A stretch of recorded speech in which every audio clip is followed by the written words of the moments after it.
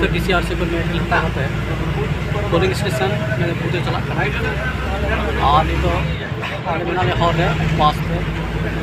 अनोबस पिया polling party में ना लिया